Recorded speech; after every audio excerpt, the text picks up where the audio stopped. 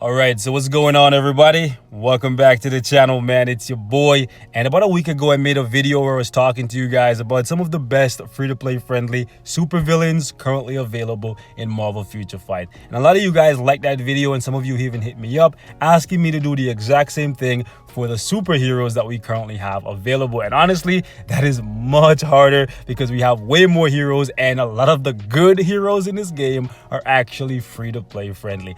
But nonetheless, we're going to be doing that today. Now, keep in mind that for the last list, right, we decided to exclude tier 2 natives because even though they are free to play friendly, they cost a bunch of materials, and I wanted to focus on characters that you can farm for from story missions, special missions, epic quests, dimension rift, and also from Shadowland Selector. And that's exactly what we are going to be doing this time around as well. Keep in mind though, even though people like Psylocke, Iceman, and Emma Frost cost crystals, they're free-to-play friendly characters. However, since we decided to exclude people like Magneto and Sabretooth last time around, we're going to be doing the exact same thing again, okay? Another thing I want you guys to keep in mind, this is just my personal opinion based on how I like to enjoy the game. The 3 game modes that I decided to focus on for this list is Shadowland, World Boss Ultimate, and Timeline Battle, because I've been having some fun with Timeline Battle lately, in case you guys have been missing the videos. Nonetheless, boys, let's jump right into it. And before we get started with the list, right, I wanted to shout out a couple honorable mentions. Characters that are very, very useful, but ultimately, they don't have enough firepower offensively or not enough survivability to get a spot on this list. But nonetheless, they're very valuable, and I don't think anybody can disagree with that. So people like Ancient One for the leadership and the support, people like Star-Lord for his leadership, he's also a good character, people like She-Hulk for her leadership, right? People like Shuri, you guys know Shuri is extremely tanky with damage immunity and iframes, and she also is an amazing support character. People like the Wasp with the debuff removal for PvP, but her damage is just not that good. And then we have people like Anti-Venom, an amazing support character because of all the heals, and people like Phil Coulson, the legendary Coulson with the 2-step. We're leaving all of those characters off the list, boys. They're in the honorable mentions. Some of you guys may put them in your top 10, your top 15, but for me, once you see my top 15, you'll understand why they were excluded. Okay, so that being said, man, let's jump right into it. Number 15 on this list, boys. This is the overall list right here. This is how I'm gonna rank them. You can shift around the numbers however you feel, but honestly, I don't think anybody can disagree with this list overall. All of these characters are very, very good characters in my opinion. Number 15 on this list is a shared spot. I really couldn't decide who I wanted to give it to more. It is actually shared between Iron Hammer, an amazing character, the perfect mix between Thor and Iron Man. And I'm saying the iframes, the immunity, defense down the heal, overall good damage. He's a very, very good character. This spot is shared between him and Phantom X, another good character, healing, iframes, mind control, right? Overall, Phantom X is a very good character, also has defense down in his kit, right? So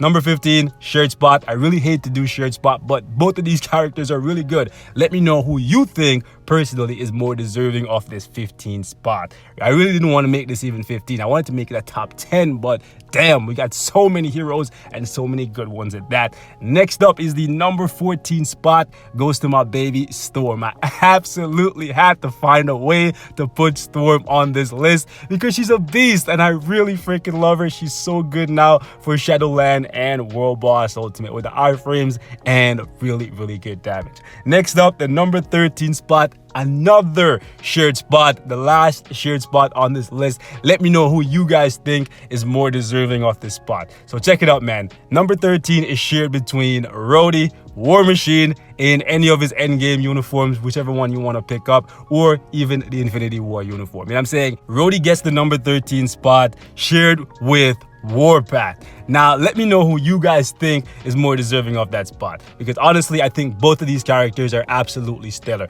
Warpath has the defense down with the iframe, and I'm saying he doesn't have any healing, so he's kind of dicey in certain situations, and the same thing goes for Rhodey. Rhodey doesn't have any immunity, but he has iframes and immense burst damage. So number 13 is shared between these two. Let me know who you guys think is more deserving. Number 12 on this spot, and it pains me, absolutely pains pains me to put my guy so low. It actually goes to Spider-Man. Absolutely had to find a way to put PD in here, right? The iframes, the crowd control, the damage, and overall, he's just super fun to play. I wish I could put him higher up on this list, right? Even at tier 3, I don't think he's more deserving of a spot higher than this. So yeah, number 12, Spider-Man. Next up is Winter Soldier. Winter Soldier is an absolute beast. Maybe a couple of you guys who have a tier 3 Spider-Man can give me an analysis of who you think is better overall. Winter Soldier at level 70, gear 25, or a tier 3 Spider-Man. I give it to Winter Soldier, and that's why I put him above Spidey, right? So damage on this guy, absolutely amazing. Overall survivability is good with the iframes and the damage immunity. Now, in the number 10 spot, some of you guys may disagree with this, but I decided to give it to Ronin in this badass uniform. Absolutely love it. One of my favorite uniforms in this game, and Ronin kicks major ass in it, so I'm absolutely loving him, even though I don't use him that much anymore because I've been just playing with the new characters and the reworks for Iron Man lately. Anyways, the 3 skill buff, the 4 skill damage immunity with amazing damage, right? And the 5th skill iframe. He's overall a freaking beast, and I absolutely love him. Now, in the number 9 spot, probably could have swapped him around with Ronin, and a lot of you guys may do that, but I decided to give the number 9 spot to Human Torch, my guy Johnny. And the reason why is simply because of the fact that he has a very good heal, so he can make some mistakes with them, right? His damage overall is very, very good, probably equal to that of Ronin. And since he's an energy-based character, you can use him against more bosses in World Boss Ultimate. So that's part of the reason why I put him against Ronin. And honestly, he came out on top because of the heals, and he has more versatility, right? So number 9 goes to the Human Torch. Also, since he doesn't need a uniform, you know what I'm saying, you can build him up, and right away you have an amazing character. You have to build up Ronin and then buy a uniform, but also Ronin costs half the cost to build, right? Bios, tier 2, all that good stuff.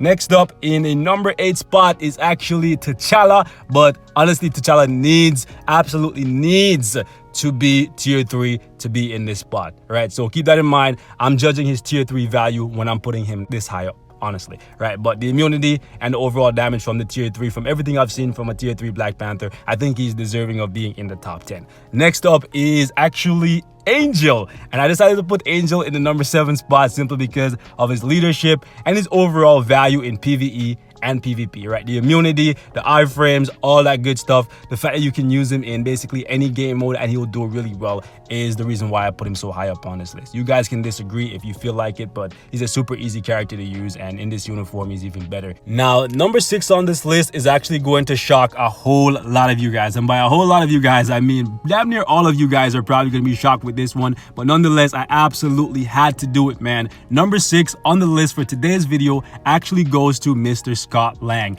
Ant-Man. Now, I know right away some of you guys are gonna say, whoa, people like Winter Soldier, Ronin, and a few others that are below him on this list could probably out DPS him in World Boss Ultimate even at tier 3. And you're probably right, but the one thing that Ant-Man can do that most of them cannot do is actually counter most, if not all, of the meta characters in PvP. And that is something that I absolutely had to consider when I was assembling this list right here. I'm talking Ant-Man. Yes, Mr. Scott Lang, the character that was once one of the worst tier 3s in the game, is actually now one of the best PvP tier 3s. He can counter Jean Grey, he can counter Doctor Strange, he can counter Captain Marvel, he can counter Deadpool, simply because of the fact that most of the PvP characters right now don't have any ignore dodge, and now more than ever, Ant-Man is extremely dangerous because of the elusive hero tier 2 passive and the fact that he has amazing DPS on his 5th skill, and he can just go right into that 4th skill and just immediately pick you apart. Like, I've watched so many Ant-Mans pick apart Captain Marvel teams because they have no ignore dodge. He's actually very, very dangerous, and because of that, he's going to be getting his tier 3 from me very, very soon. And I'm also going to share some gameplay with my Ant-Man to show you guys some evidence to back up this claim. So that's why I put Ant-Man so high up on this list, because he's actually a very, very good PvP character right now, and he's also good for PvE as well. Number 5 on this list is actually Thor.